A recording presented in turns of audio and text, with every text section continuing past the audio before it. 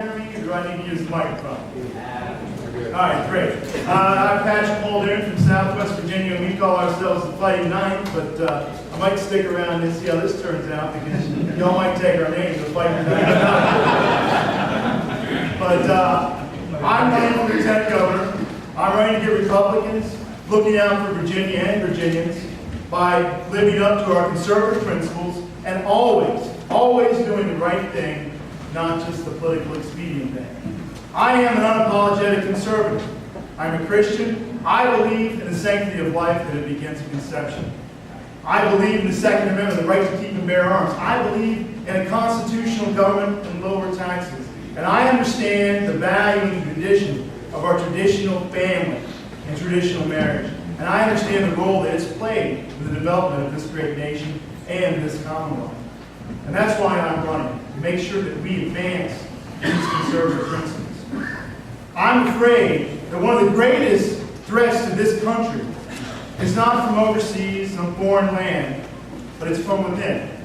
It's from an ever-creeping encroachment on our liberties by an ever-expanding government. And a notion that all we need to do to solve our problems is look to that government. I'm also, I think, we're threatened by the acquiescence over the past several years of the Republican Party in addressing this. And because of that, over the past 4 years or 8 years, we've had some setbacks in this party. Here in Virginia, we've lost the state Senate. We've lost 2 U.S. Senate seats. We've lost the majority of our congressional delegation. We've lost 2 governorships, and of course, for the first time since 1964, before I was born, we have lost the Virginia win from the Democratic candidates. And because of this, people are wondering, what's the Republicans are going to do? What direction are they going to take? Where are they going to go? Well, there's some, like the Washington Post and Colin Powell, Christy Todd Goodman, and Arnold Schwarzenegger. They suggest that we need to jettison the social conservatives. Get that albatross off our back. And there's others, like my opponent, who think all we need to do is moderate our message. Run a centrist campaign, a big tent. Let's get everyone in. And then there's some, like me, and hopefully you, who believe that all we need to do to get this Republican Party back on track is return to those conservative principles that have always formed the foundation of this great party. The good news is, most Republicans are excited. And you get to decide which direction this party takes. You get to decide, not our elected officials, not even our party leaders. This is your party, this is your state, this is your country. You will decide the direction we take, and that choice will be reflected in the candidates that we nominate at the end of May, in a couple of weeks. You will decide if we are going to remain the party of life, or whether that's just too difficult an issue to confront. You will decide if we are actually going to be the party that champions limited government and lower taxes, a party that actually seeks to reduce the size and reach of government, a party that looks to the private sector to flourish and provide solutions, or whether we'll be Democrat-like, just do a little less than the Democrats. You will decide if we are the party that actually believes in those liberties enshrined in the Bill of Rights, the first, the second, the fifth, the ninth, the 10th, or whether those, I guess like the fashions of the time, are out of date and they can be ignored. We can just go along, it's good. You will make that decision. You will decide if we are the party who's going to look to the private sector, to Virginians, to Americans, to solve our energy needs, utilizing the coal, oil, and gas, and even uranium we have here in abundance in Virginia. Or are we going to follow that false fate of global warming and the loss of freedom and the economic restrictions that lie lurking in the shadow?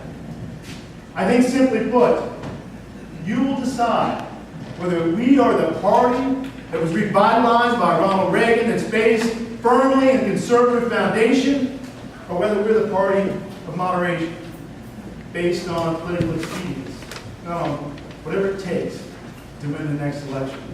That is your choice. It is also your responsibility. And you and I will be held accountable for our choices from future generations.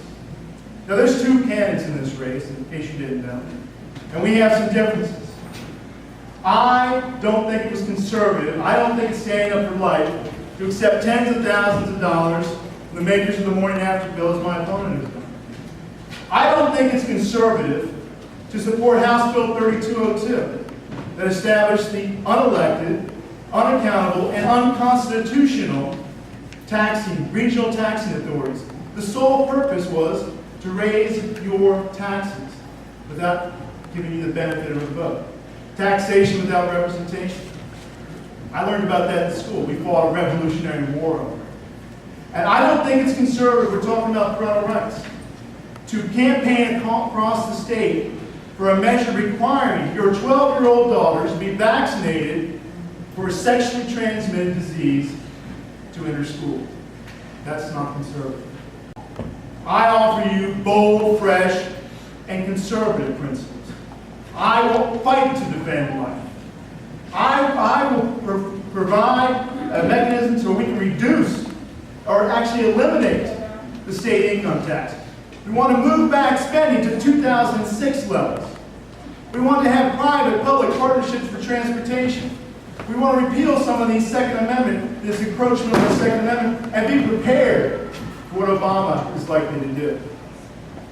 We need, here in Virginia, bold, fresh, conservative leadership, unapologetic. We need to draw a bright line between the Democrats and us. And you have to make a choice. You have to decide which side of that line are you on. Do we want to advance our values, or do we just want to do whatever it takes to possibly, maybe, win an election? I think if we stick to our values, we will win. As Ronald Reagan said, it's not that our principles have failed us. It's that we failed to live up to our principles. I look forward to seeing each of you at the convention. I admire you for coming tonight, for today, and I look forward to a discussion about the future of our party on May 30th. Thank you very much. I appreciate it.